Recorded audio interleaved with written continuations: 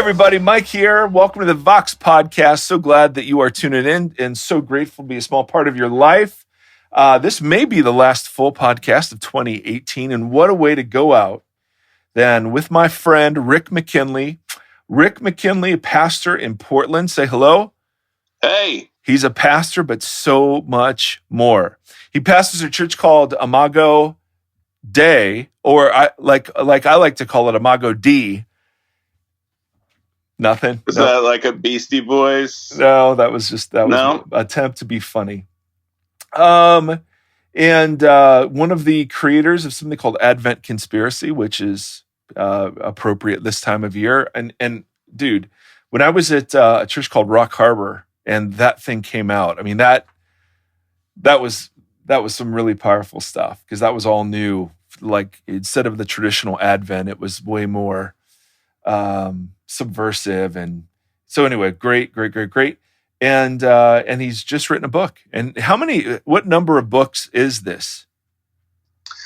5 by myself, and then we did the Advent Conspiracy one. So there were 3 authors on that. So nice. Yeah. All right, so we'll call it 5.5. 5 and 1/3. Rick is in Portland, one of my favorite cities. He's one of my favorite people. And so I'm stoked to have him. We've been friends for a while now. We both have special needs kids, and we're both very handsome. Needless to say, Rick, describe right now where you are sitting. Describe the digs right now. I am sitting in my office, which was created by whoever built this church, Foursquare pastor. So it's unbelievable. There's sun outside in Portland. Whoa. And I'm sitting in a big chair in front of a laptop. Rick, that was gripping. Thank you very much. I didn't know. I have 3 plants, and I'm excited about them. They're growing? Are they real plants? Yeah, they're real plants. And they're not marijuana, just to clarify. No. I don't know if we're allowed 3 or 4 of those, but I'm not growing them. Okay. Excellent work. Here at least. At the church. At Imago D.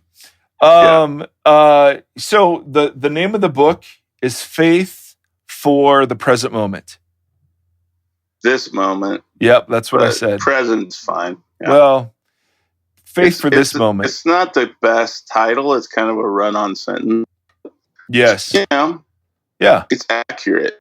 Yeah.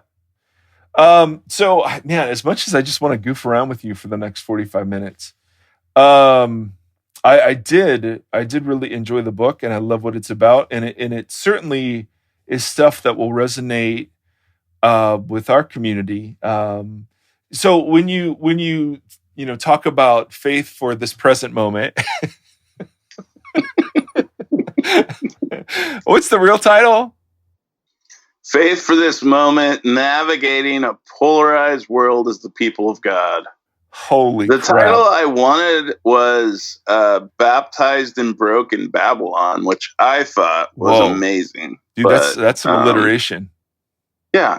And kind of like a word picture. But right. Anyways, it got vetoed. Yeah.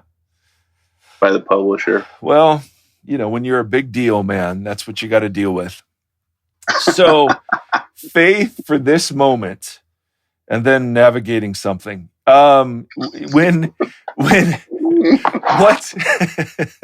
I'm sorry. Just ask me a real question. Okay. Please. Yes. In Portland, how big a deal is Coors Light, would you say? Just as a beverage.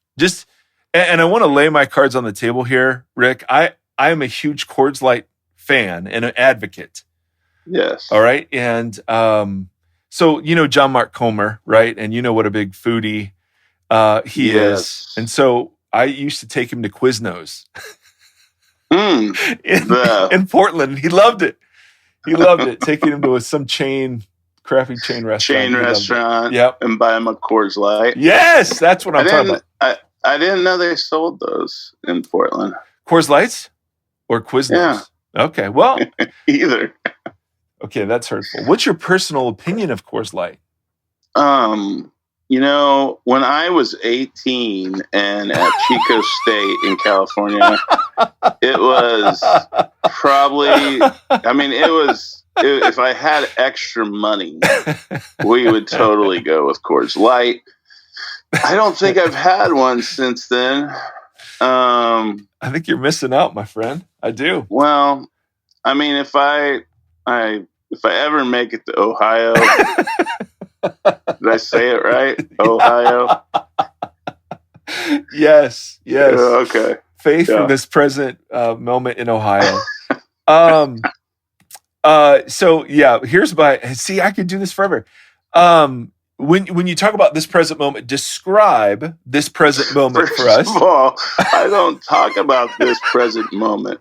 This is a phrase you have invented while we're here. I think the present moment is implied in this moment. Well, it does, but the present moment would be like this present moment that we're experiencing right now. As opposed to this moment. But when they're listening to this, it won't be this present moment. It'll be that one. Oh, do you understand? Damn, I do. It's a little multiverse action. Which of the Infinity Stones is your favorite, my friend? All right. So what prompted the book, and what was striking to you about this moment that required guidance and direction for the people of God? Well, I think in Portland's obviously a post-Christian, post-everything.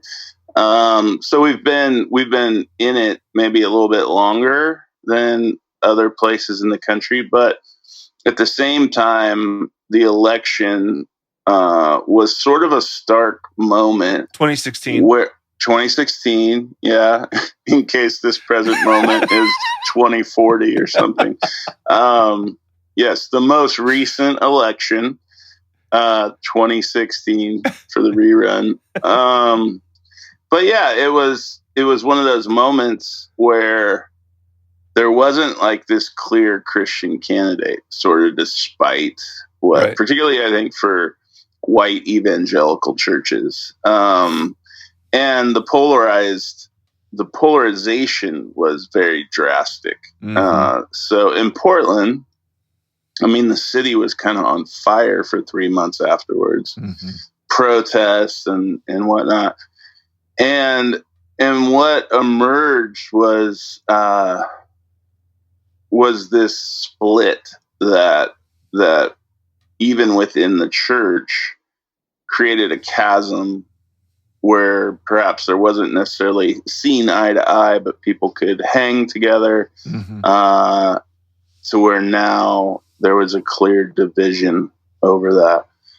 I think that, along with, like, I remember I talked about in the book, listening to a radio program, mm-hmm, the day of the Orlando shooting at the nightclub in Orlando. Yeah. And up to that point, it was the worst mass shooting in American history. I think, sadly, we seem to break that record every 23 days or something. But mm-hmm, so it's a gay nightclub, and the lady from NPR is interviewing a pastor in Orlando.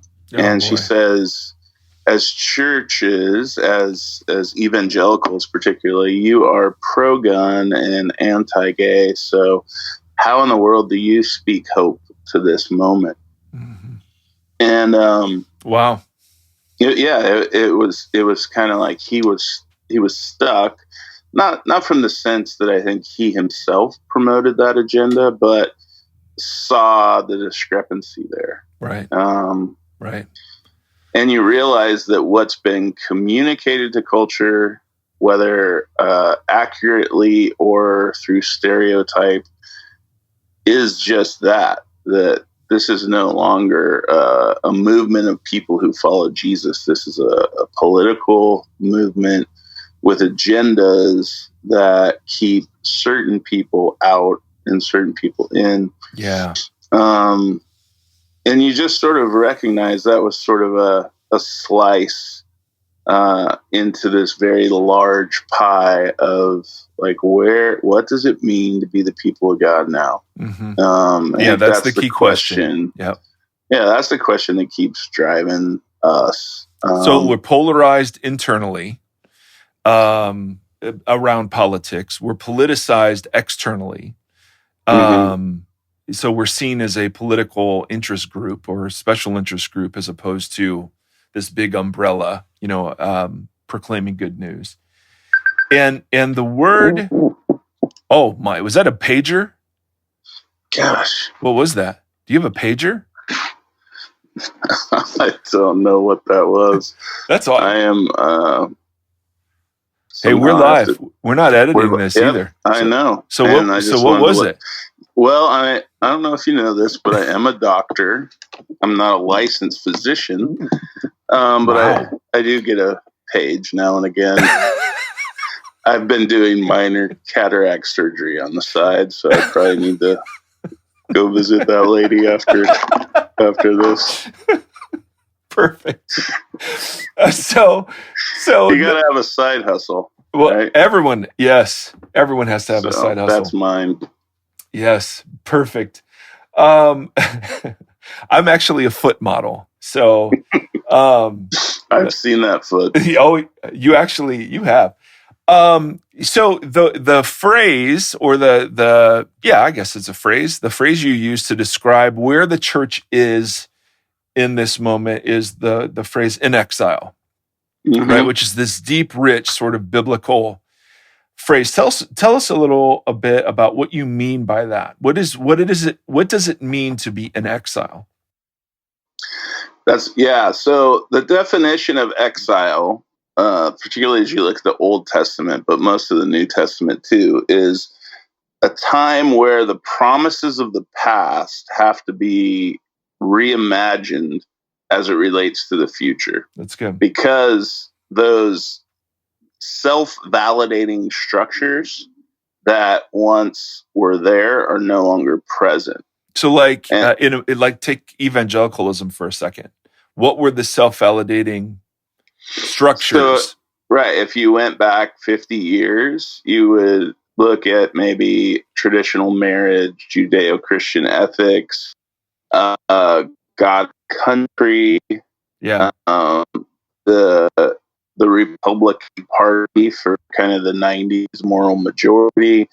Those were structures and systems within culture that I think validated what the church believed. And when those disappear, then you're having to reimagine, like, okay, what does faithfulness to Jesus look like now? Right. So when Israel goes into exile, I mean, this is what I found hopeful in kind of studying this. When Israel goes into exile, they lose their land, they lose their king, they lose temple, priesthood, right? All the Holy of Holies, everything goes. And now they're in a place where it's a military power, it's financially, economically progressive, super pluralistic, don't speak Hebrew, we don't go by your calendar. They've lost everything. Yeah. And they should have been assimilated into that was the culture. Goal, right? That was the goal. Yep. And they should have disappeared, right? And yet they didn't. They found a way to be faithful. This is when the synagogue emerges. The scribe kind of comes on the scene because people don't speak Hebrew anymore. Yeah. Sabbath was actually obeyed in exile, even though they struggled with it prior. Mm. And so you have those people like Daniel and Jeremiah and prophets and those figures who were navigating, discerning, what does it mean to be faithful to Yahweh when I'm going to spend my entire life in Babylon? Right. And when do I resist? When do I stand up? When do I, right. For participate? them, it was historical reality.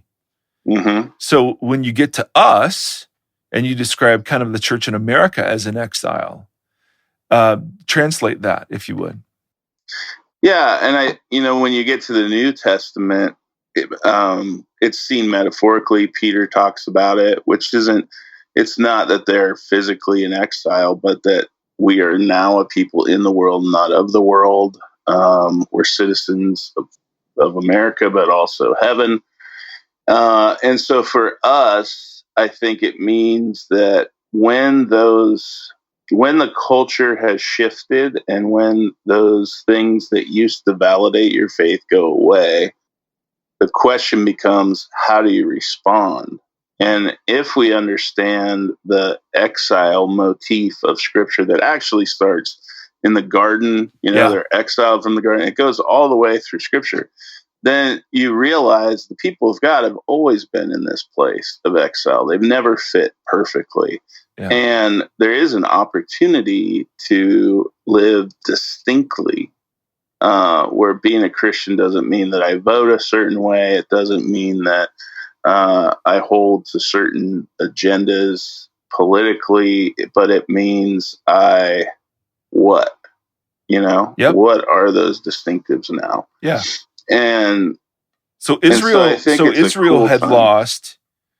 I'm sorry to interrupt you. Israel had lost. I'm trying to just use the language you use in the book. Israel had lost their identity, their place, the physical place they were in, and the practices that made them distinct. So they had to evolve into new identity, new place. And that's the good news of exile, right? Is that biblically, it's a place of bad news, of course. It's usually, at least in the Old Testament, the idea that there's some sort of discipline or some sort of call or some sort of something away from what's familiar. And in the New Testament, it's a picture of us not fitting in. So I love that. So if we can say the American church is in exile, we've kind of lost our identity, right? And we've lost our place. And by place, you mean center of culture, right? We used to be kind of the center. Right. I mean, it's obvious we're in a much more marginalized place. Yeah. And I think as we look at this last election, you had mentioned it, that Trump was going to sort of return the country back to the believers. We'll say Merry Christmas. How far that goes, I don't know. But that is one illusion that I think the church is hanging on to, is we will get back to the time of the good old days, right? Yeah. And what was fascinating, I'm sure that same kind of rhetoric was happening for Israel. I'm sure there were prophets or people that were rising up saying God's going to come and deliver back, And Jeremiah writes a letter and basically says, hey, you should probably plant a garden and buy a house. You're not going home for a long time. But here's how to navigate your situation. Pray for the city. If it prospers, you prosper. Basically seek the prosperity and the flourishing of the place that you're in. And by the way, I know the plans I have for you, says the Lord. The verse we give to every college kid as he goes off, it was actually written to these people in exile. And it's God's way of saying, don't freak out, that there's a good end here, but don't listen to the people and their false agendas either. Yeah. So we really have three options in exile, right? 3 B's. 3 B's. 3 B's, like any good preacher, 3 B's. Option 1 is? Baptize it. So basically, let's just, you see this in some progressive Christian circles where we're just going to wholesale take the values and norms of Babylon and try to squeeze them into the biblical narrative and make them fit and sort of just create a situation where, hey, Jesus loves everybody and everything's okay. The issue with that is you will end up assimilated. If there isn't an exclusive way to heaven, to the Father through the Son, and there isn't a cross that actually needed to be crucified upon. Um, some people may go, that's great. Everyone can come to church and we'll get excited about recycling or the environment. But you could also stay in bed and not participate, and nothing's going to change. So that there's no power to the gospel. One of the interesting things that we encounter at Imago even is people who would come and say, like, I'm gay or I'm a lesbian, and they say we just want to know if we'll be accepted, but we don't want you to go affirming, because every church that we've been to that's gone affirming has sort of quit preaching the gospel. That's not our language, that's theirs. But you see this kind of, it's just evidence of kind of what we're talking about. When we baptize it, it's very difficult to be faithful and prophetic. And I think the motivation isn't just to go, hey, we don't care about truth anymore. I think it really is to go, we want to be faithful to display a God that's gracious and loving and merciful. But the problem with that is, if there isn't truth, right? If there isn't truth and grace, then there's no resurrection. There's no redemption. It's just kind of a blanket acceptance. So baptizing. So baptizing something in culture leads the conversation, and then we accept it, Christianize it, right? And that ultimately leads us to being assimilated into whatever cultural movements are going on around us. Yeah, exactly. And that can happen on the conservative side too, right?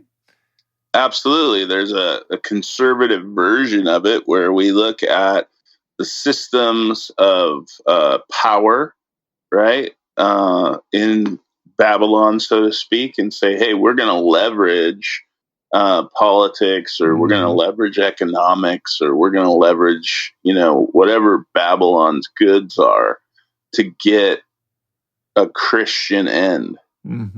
And that really isn't Christianity. That's Christendom. It's saying we can kind of create this nation that accepts Christian morality or truths without really affecting the heart of the believer. So yeah, assimilation goes both ways. It can go liberal and it can go conservative. So the option one is to baptize it. So we're in Babylon and just say, okay, well, since if you can't beat them, join them. Option two, B number two is burn it down. That's Portland's favorite option. Yeah. And you can burn it down again, liberal or conservative. Right. A hostile takeover. And burn it down really is an image of trying to replace or to go back to the good old days, or to if the world's getting too out of control, we need a hostile takeover or something, like you were saying. Yeah, exactly. That's the burn it down option. It's kind of burn it down and rebuild Christendom or whatever other agenda is there. Got it. And it's a kind of we live at a trippy time of these identity politics. So, and what's interesting about this, not to get overly philosophical, but it's allowed. When Nietzsche talked about God being dead, and we all kind of know that quote, but he didn't really see that as a positive thing. He said, what will happen is there'll be this massive moral vacuum, that we won't maintain the morality of religion while we let go of the idea of a God. And what he admitted, like, but we don't have a true morality. So it will either become totalitarianism or nihilism.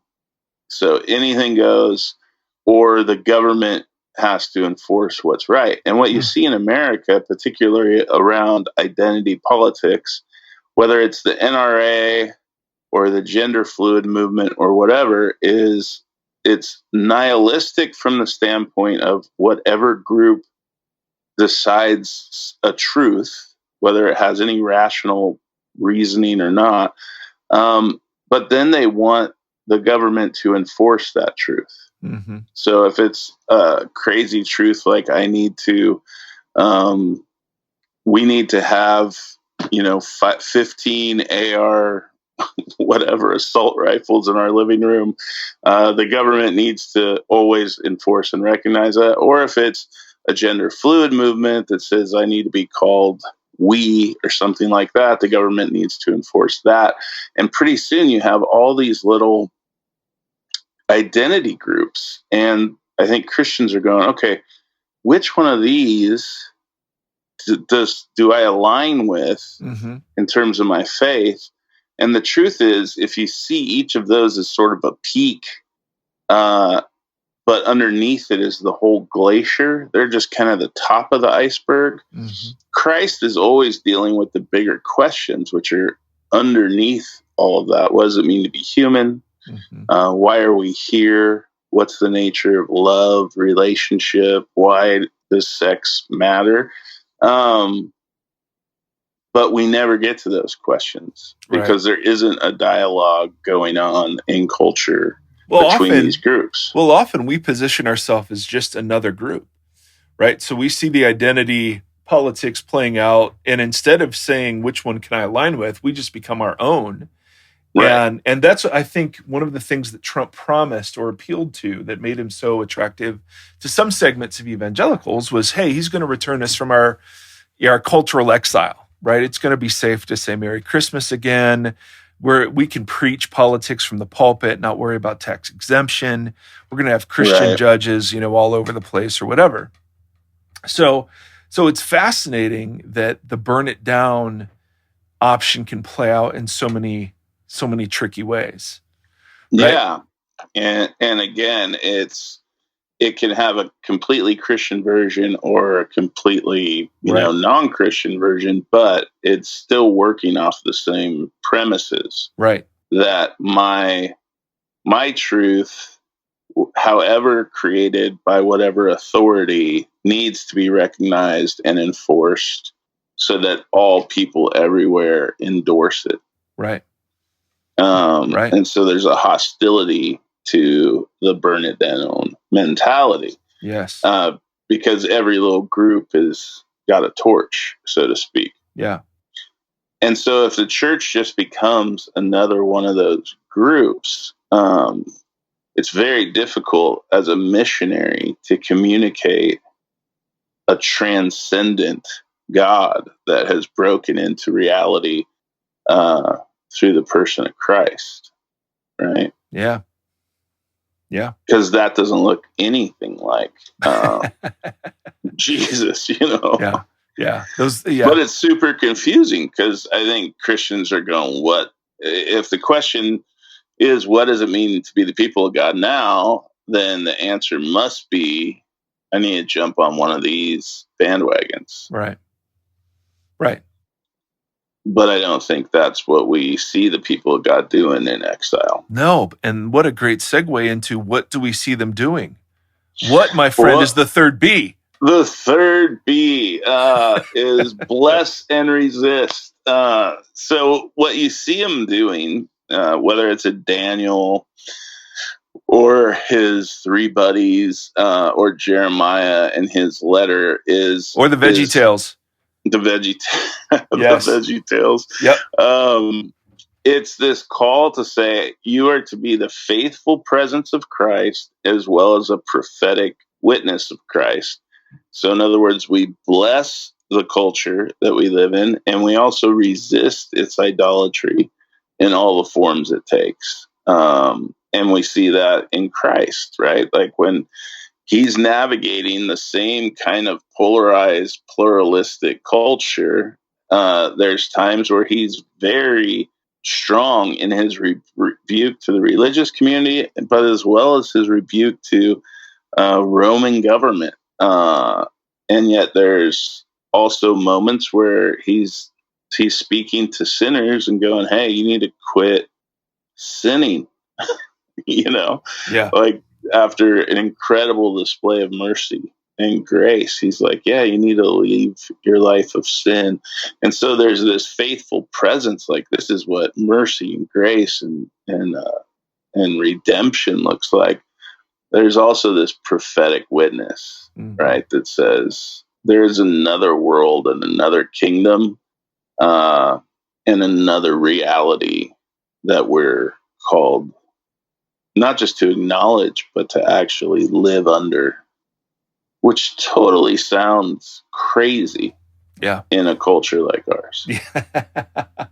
It does. And so my question is, how do you know blessing is actually blessing and not baptizing?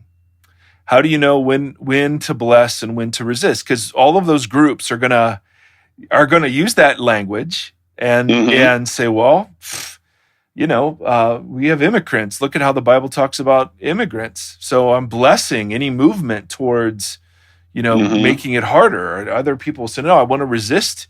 Right. So yes, totally agree with you. And that's certainly what you see with Daniel, where he's resisting the new diet, but he doesn't resist the name after a Babylonian god.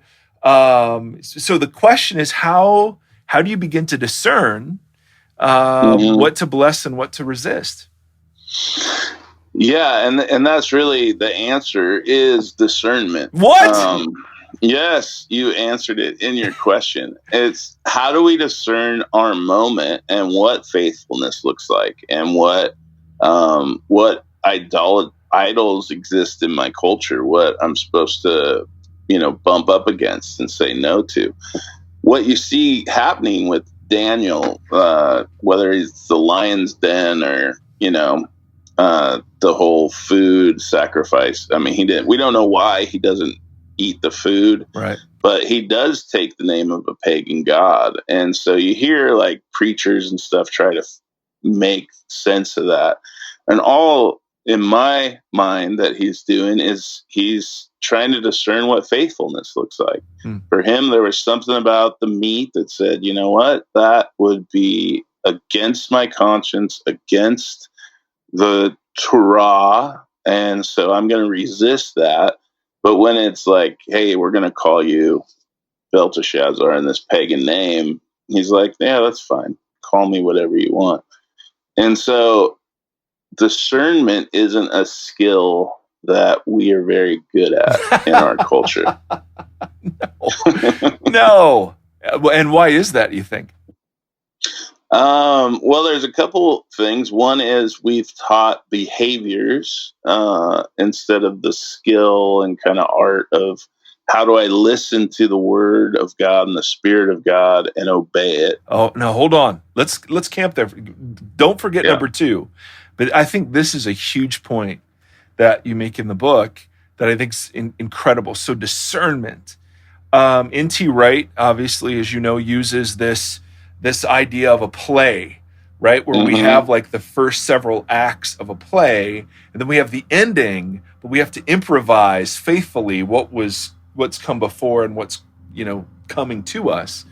And so I couldn't agree more with the idea that discernment is what's required. How does teaching behavior replace that? How does teaching behavior replace discernment? Well, what happens, maybe not at the very beginning of like the Christian life. When I became a Christian and they were like, hey, you shouldn't probably keep getting drunk on the weekends and with Coors Light. The Coors Light. There was a moment where that was helpful. Yeah. Like I didn't have the framework to understand like how to navigate this, but eventually, what the church has done is say we just need to teach the right behaviors, because then what will be the distinctive in culture is we are the people who don't do certain things. Right. And in the 50s, that might have been, we don't go see movies. We don't dance. You hear about all these kind of behaviors that are really interesting Yeah. with the Bible that talks about dancing all the time and drinking new wine and all that. So what we do is we abdicate to some kind of behavioral set of That's right. rules, and so people check out. They're like, all right, just tell me how to be a good Christian and what to do, as opposed to being a storied people who like if we spent all the time teaching the story instead of how to behave, we might know who we are and who our God is and what He's done and how He's coming back and how we improvise right now. Yeah. And so the people of exile knew their story. That from the calendar to the feast, I mean, they acted out the story throughout their days, their weeks, their months, their years. Even with their structures removed, the story was big enough to carry. It was big their enough identity. To carry. Absolutely. And that's when they went back to the scriptures. Yeah, and we're like, okay, right. how do we need someone to teach us this. So if we can't meet in the temple, because there isn't one, we're going to meet in groups of 20 to 30 around the Bible and have somebody teach it to us, so we can remember who we are and who our God is and what He requires of us. And so part of the evangelical demise, in my opinion, has been we teach people a doctrinal statement that you need to believe this to get into heaven, and we almost never come back to it. Right. And so it lives somewhere on a website that says this is what you have to believe to be a Christian. And then we, not we, meaning this is a sweeping statement, but we demonize the outside world, and we assume the church and the gospel are the same thing. And what? Yes. And then we create this sense of kind of superiority without even trying. This whole Pharisaical mindset sweeps in. The issue, though, is we don't know our story. And we see this like my good friends that started the Bible Project. Yep. They office out of our space here in Portland. But I mean, that thing has gone crazy. Yeah. But part of that is Christians don't know the story. Right. So when I can watch a 10-minute video that explains how the book of Ruth is put together, and I can read it and understand it for myself, like, oh my gosh, this is like incredible. And it just goes to show you, we did a Bible read through thing in our church a couple years ago, and in our home communities, we would just kind of discuss like what we read that week. And these people were all people who were raised in the church who had never in 30 years or whatever experienced the Bible like that.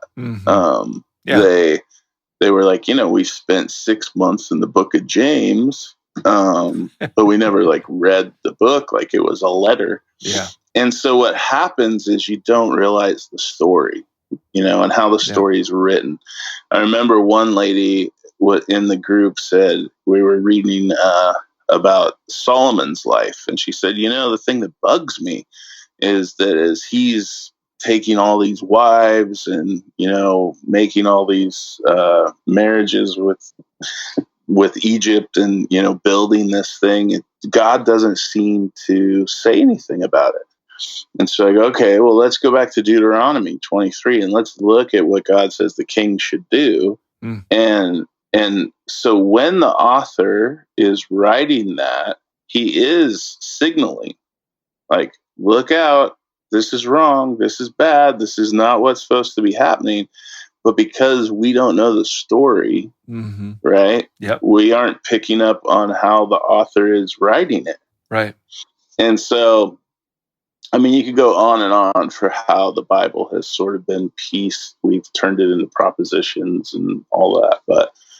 But if we can get back to the story, then we Yes. can maybe discern the future. Okay, so discernment starts there, right? Knowing the story, knowing how it began, what's brought us to this point, knowing how it ends. Totally agree. You also make the argument, though, that discernment is sustained by certain practices. You see that with Israel, right? And we've referenced a couple already.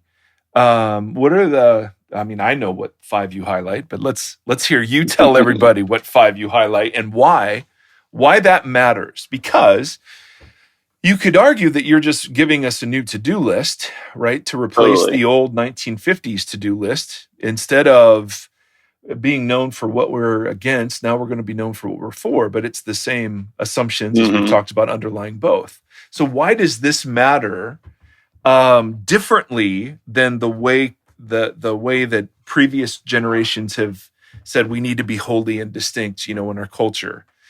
How is this a different approach? And I would say, well, I'll answer that in the long form. Essentially, practices, like the practices of Israel, they did a couple things. They weren't simply like how to behave well, but they were meant to keep them in the story. Yes, right? Good. To remember who I am, good, and who my God is, and what the point of life is. That was such a good question I asked you. It was a powerful, just super powerful. So it's really difficult to go, I don't watch, we don't dance, right? Because our God, has 2 left feet, or doesn't have rhythm, or what. So when we talk about practices, we're talking about that somehow these pull me into the faithful presence of Christ and the prophetic witness of Christ. And they also change me, right? So when I practice the way of Jesus, it should call me back to Jesus, for one, for my own transformation. And for 2, it should show up in the culture as his faithful presence or his prophetic witness, or both, right? And so we looked at, and by the way, this is also coming from experiences with friends from other religions. There was a gathering in Morocco a little over a year ago, and it was 30 of us pastors, 30 imams, and 30 rabbis. And so the imams are there, and they're dressed in, imam garb, and the rabbis are there, and they have their yarmulkes on, and they all have this common life, right? Common calendar that their churches are doing. The imams got up in the middle of the meeting because they needed to go pray at 4:00. And when it came to the pastors, it's like we had none, like 0. We didn't even, we were like, I guess we could pray before we eat, sometimes. and it was really striking. We could sort of dress however we wanted, and that it spoke to something sacred about what they believed, that they were willing to reorder their life around their faith. I think part of the freedom of Christianity is that it isn't a works-based thing, and so we don't have to do that. We don't have to, but there are some get-tos. And so what would those distinctive practices be for Christians that are both faithful and prophetic in a culture, in a consumer pluralistic culture like ours? And so the ones that we looked at were hospitality, right? The idea of creating space, not just for your friends, but for the other, whoever that is. Jesus was big into that.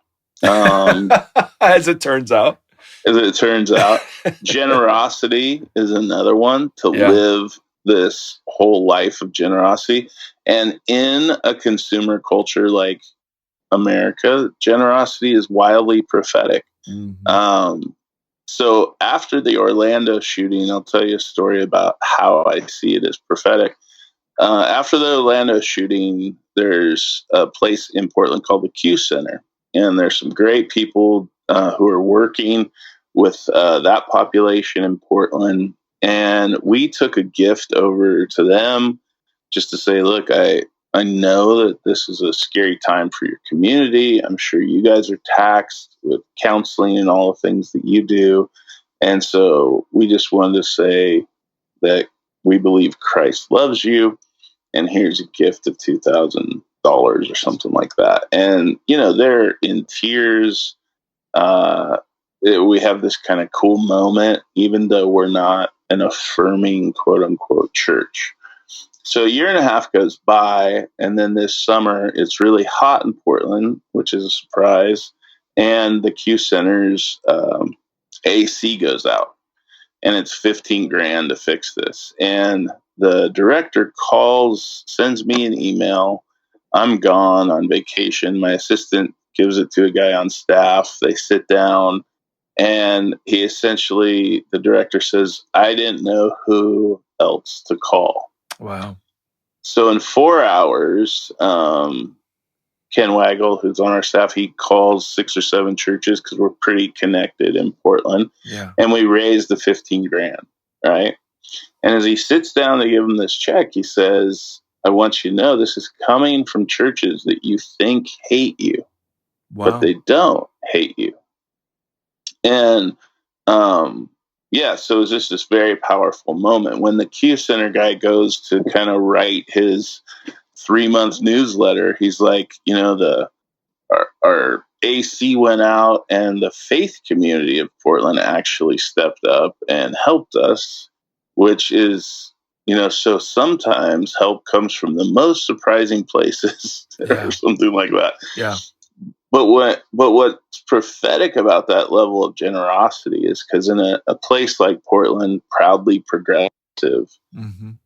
This guy still can't call anybody else when he has a financial need at that level. And that blows my mind. Yeah. Right? Like there should be progressives out there with money and means, companies, whatever, that are ready to fix that and help that community. But it obviously doesn't exist because he said, you were the only one I could call. I didn't know who else to call. That's amazing. So generosity has this prophetic edge to it. Mm-hmm. And also the faithful presence of Jesus going, look, we see you, we love you, you're known to us. So generosity, I think personally, collectively, for the church to be a generous place is pretty insane.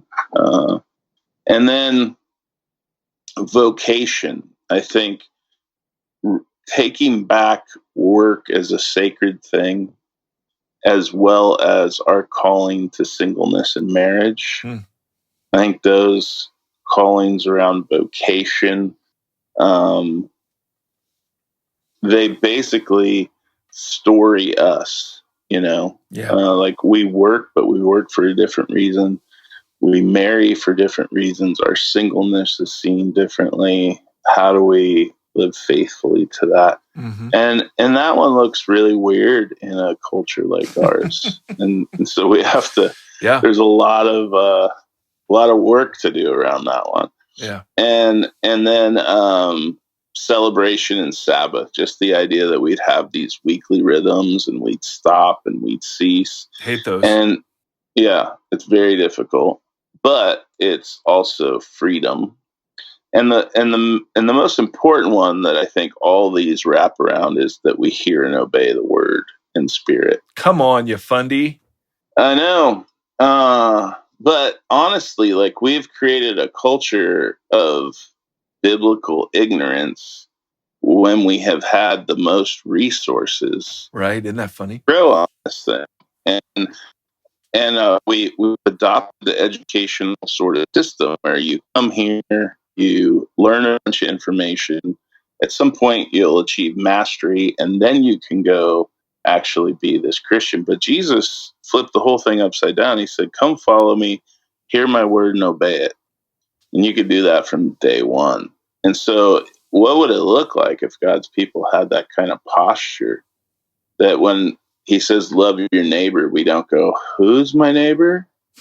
Right? I need more information on this. Yeah, Can you give me let's an study it. Yeah.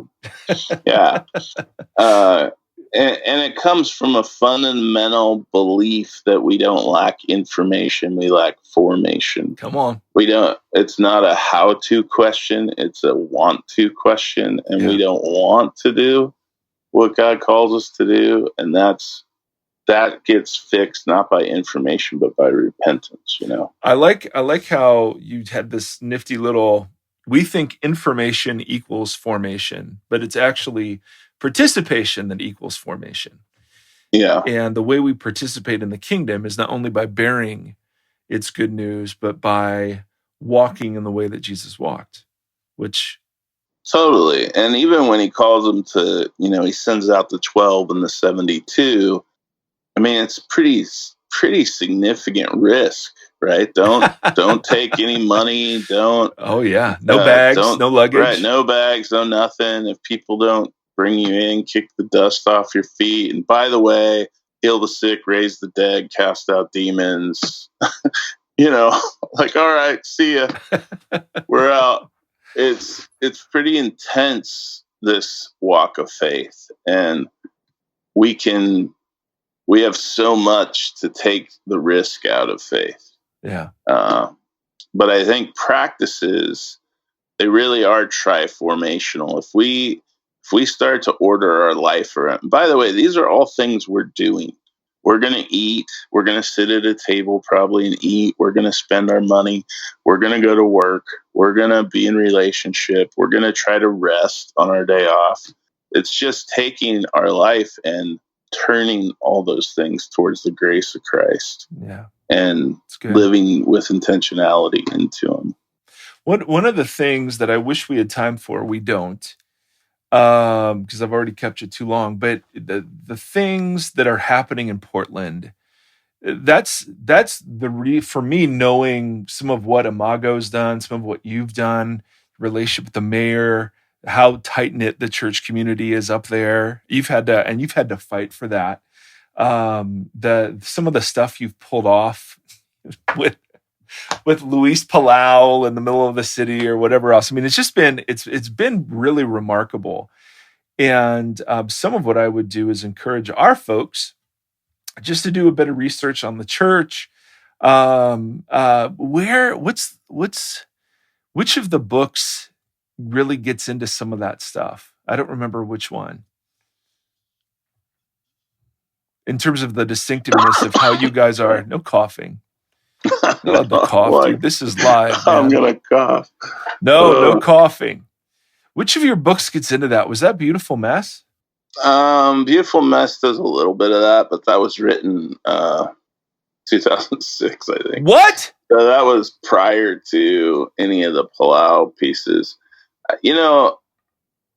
Yeah, I don't know. There's stories online. Christianity Today has done some stories, I think, if you research it. But it's been amazing. Pretty crazy how God's allowed, one, for the church just to be unified and work together.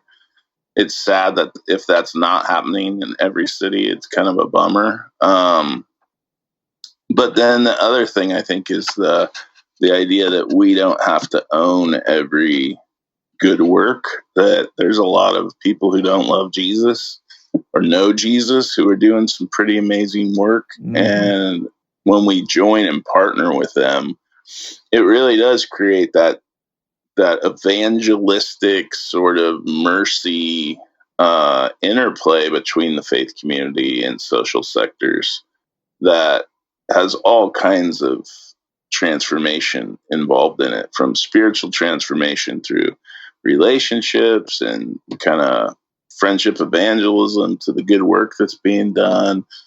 I mean, right now we're working with the foster care system through Embrace Oregon, and then that started just with 4 families at Imago, and now it's the governor has asked that go to every county in Oregon. And so it's become its own nonprofit, and it's just connecting the faith community to DHS, Department of Human Services. And, like powerful stuff. It's been crazy. Super fun. Oh, Rick, man, thank you so much for your time. People can find you on Twitter, of course, and Twitter, and yeah, Facebook and Facebook and and Instagram. yes, Rick McKinley, and that is just one R on the Rick. Just want to clarify that. And you can look up. Yep, one R, 3 I's. Yeah. What's your middle name? My middle name? Yeah, let's hear it. El Padre. Perfect. Yeah. Are you being real? Because I took that as a joke. No, that's what's tattooed on my stomach. Oh, I'm just kidding. Oh boy. Oh boy. My middle name is John, as in the bathroom. Yeah, understood. Or the Baptist. Either one. Yeah. My family wasn't super into the Baptist. Okay, so the John it is. So Richard John McKinley is what we're talking about. RJ. That is. If you go get my medical record, that's what you'll be looking up. All right, I like it. So thank you. You can pick up Faith for This Moment presently. You can pick that up at Amazon or anywhere. That's right. You could pick it up as a present. You could pick it up in the present. Dude. You could pick it up. Yeah. For yeah. With the present. Sure. So anyway, man, thank you so very much. Yes, thanks for having me, man. And Vox community, thank you for an incredible 2018. So grateful for you, and so grateful to be a small part of your journey. So until next time, my friends, thanks.